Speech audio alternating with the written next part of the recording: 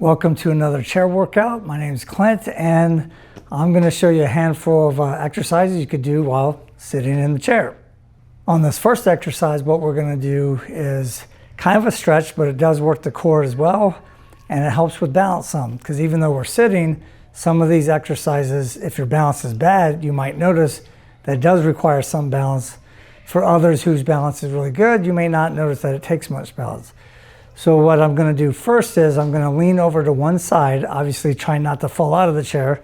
So you could brace yourself with one hand. And what I'm going to do is not have my hand too far in front or behind me. Try to have it directly laterally or to my side. Come over the top, slight bend. I'm stretching out and working the oblique here.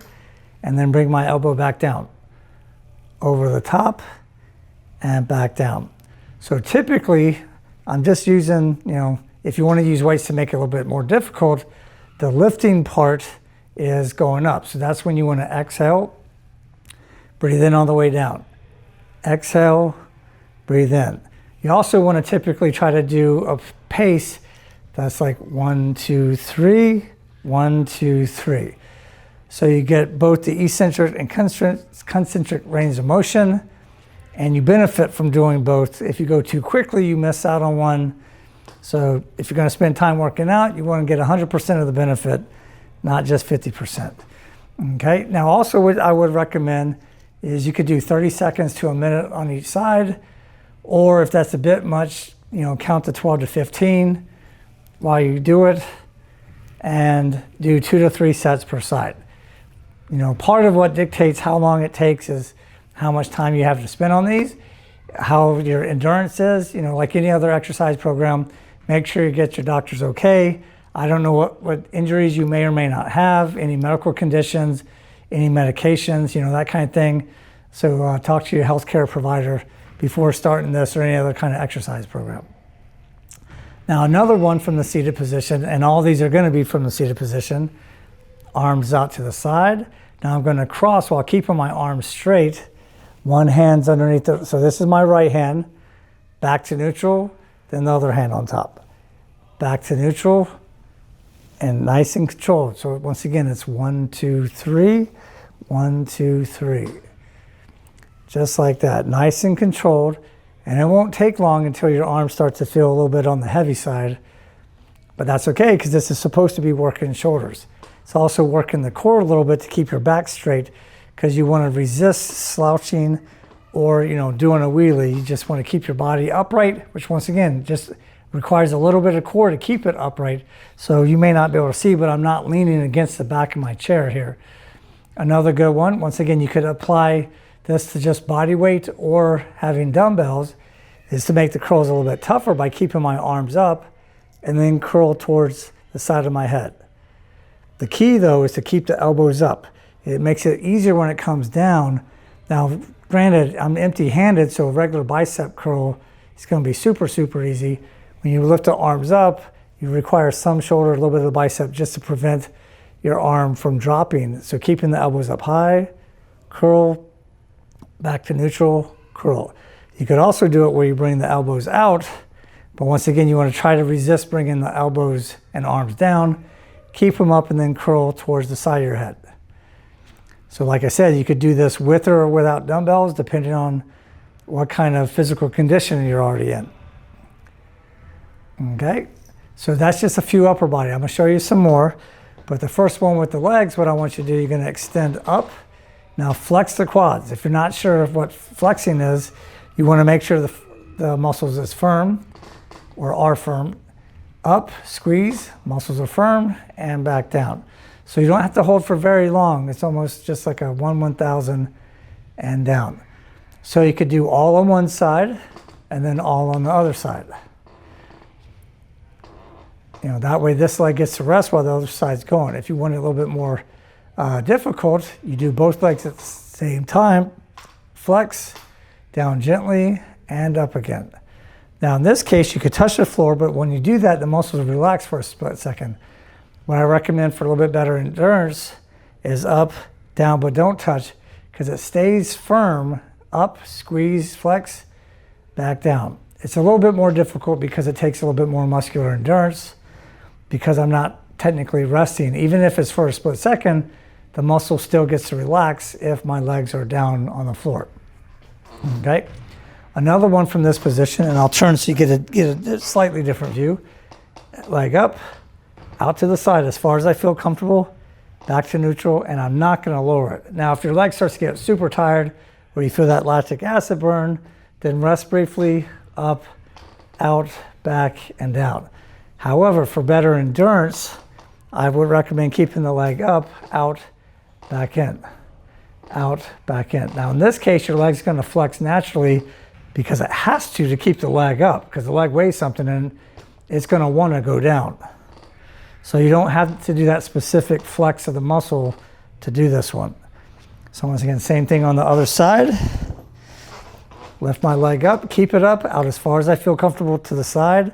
Once again, trying not to drop it. Okay, just like that.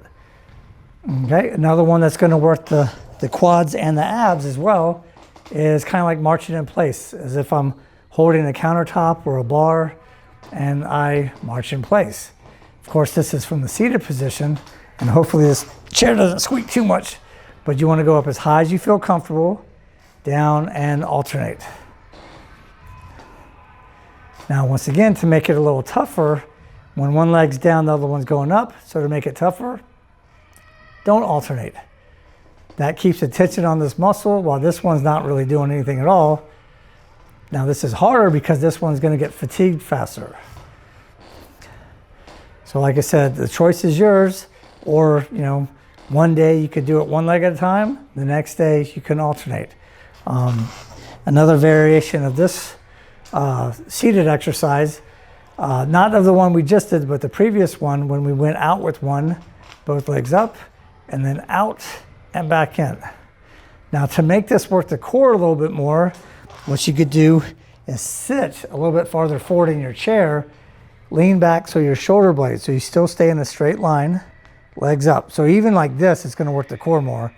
Out, back in, out, and back in. Of course, don't forget to breathe. Works those muscles. Okay, just having it at this angle. Another one is like a scissor kick. Although I'm not going to do sideways scissor kick, we could do the vertical kind. Nice and controlled motion. Once again, working the core, working the abs. If you need a little bit more stability, you could hold on to the sides of the chair. Nice and controlled motion. And once again, you could go for time or, you know, count reps. It's up to you. Whichever one's easier for you, whichever one makes it more fun for you. The key is to keep active and work those muscles. All right, on these next set of exercises, it's going to work the legs, core, a little bit of the upper body, but working them all at the same time, which helps with coordination. Coordination helps with balance. So what we're going to do on this one is kind of like a bicycle exercise. That's if you were laying horizontally. We're going to do it somewhat upright because we're not standing. We are actually sitting, hands behind the head. I don't want you to actually pull on your head and neck. You're just going to have the hands up there to keep the elbows up. And then I'm just going to alternate. So my right elbow, left knee, down. Left elbow to right knee. And just alternate that one there. So it actually takes, it may not feel like it if you're in good shape. If you haven't done exercise for a long time, or maybe not ever, then this is going to take a little bit of coordination, because the body wants to more likely do same side, which is also a good exercise. It just takes a little less coordination. But the timing of the upper body coming down to the lower body at the same time as the lower body is coming up does take some coordination. So you could do it same side and just alternate where it's left elbow to left knee, right elbow to right knee, or do the crisscross, which is a little more challenging. And once again, typically the hard part is lifting the leg up, so that's when you want to breathe out, breathe in, breathe out, breathe in. So that's a good one. Another one is kind of like a standing starfish, but of course sitting. So arms up, legs up, and you try to crisscross. So I'm still doing opposite hand to foot. You could also do it to make it a little bit easier. Keep the leg down, then only bring it up when you're crisscrossing. or like I was showing you before, both legs up, which both have to keep them flexed.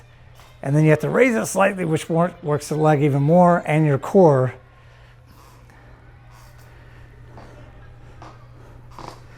Just like that.